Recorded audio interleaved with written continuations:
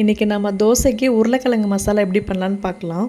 அதுக்கு நான் ஒரு பேன் வச்சுக்கிட்டு கொஞ்சமாக எண்ணெய் ஊற்றிக்கிட்டு கடுகு பொரிஞ்சதுமே ஒரு பெரிய சைஸ் வெங்காயம் நல்லா நீட்டாக வெட்டிக்கோங்க. பொடிசாக வெட்ட வேணாம், நீட்டாக வெட்ட நல்லாயிருக்கும். 2 பச்சை மிளகா, சின்ன இஞ்சி துண்டு கொஞ்சம் கட் பண்ணி போட்டிருக்கேன்.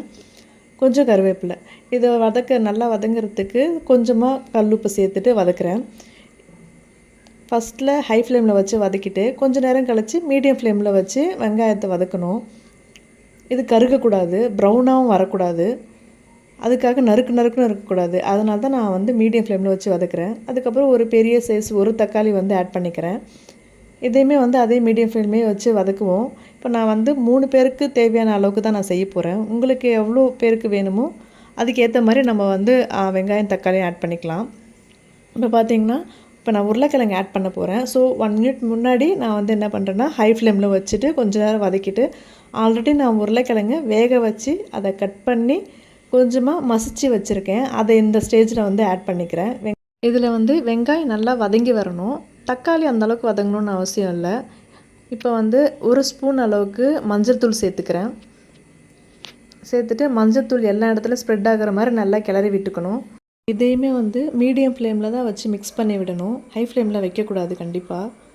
நான் மிக்ஸ் பண்ணும்போது என்ன பண்ணுறேன்னா கட்டியாக இருக்கிற உருளைக்கிழங்கை நான் இங்கேயே லைட்டாக ஸ்மாஷ் பண்ணி விடுறேன். அதுக்காக எல்லாமே ஸ்மாஷ் பண்ணிட்டால் கொஞ்சம் நல்லா இருக்காது. கொஞ்சம் உருளைக்கிழங்கு தான் நல்லாயிருக்கும். ஸோ இந்த ஸ்டேஜில் நான் சால்ட் ஆட் பண்ணிக்கிறேன். கல்லுப்பு ஆட் பண்ண போதில்லை. ஏன்னா நான் நிறைய தண்ணி ஊற்றலைங்கிறதுனால நான் கல்லுப்பு ஆட் பண்ணல. ஸோ லைட்டாக தான் தண்ணி ஊற்ற போகிறேன். அதனால தான் சால்ட் ஆட் பண்ணிக்கிட்டேன். இந்த மாதிரி நல்லா மசிச்சு வந்ததுமே கொஞ்சம் லைட்டாக தண்ணி விட்டு நான் அதை மிக்ஸ் பண்ண போகிறேன். ஏன்னா எனக்கு நிறைய தேவையில்லை. தோசைக்கு தொட்டு சாப்பிட்ற அளவுக்கு கன்சிஸ்டன்சி வந்தால் போதும். அதனால தான் நான் கொஞ்சமாக தண்ணி ஊற்றி அதை நல்லா மிக்ஸ் பண்ணி விடுறேன். இப்போ மஞ்சள் தூள் ஸ்மெல்லாம் போயிடும். இதையுமே லோ ஃப்ளேமில் வச்சு தான் பண்ணணும், ஹை ஃப்ளேமில் வைக்கக்கூடாது.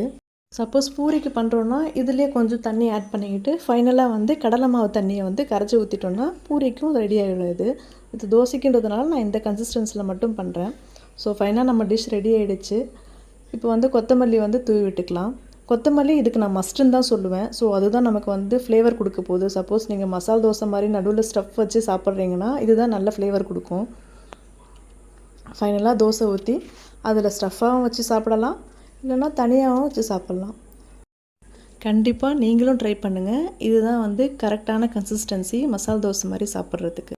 இது கூட டிஃபன் சாம்பார் வச்சு சாப்பிட்டாலும் சூப்பராக இருக்கும்.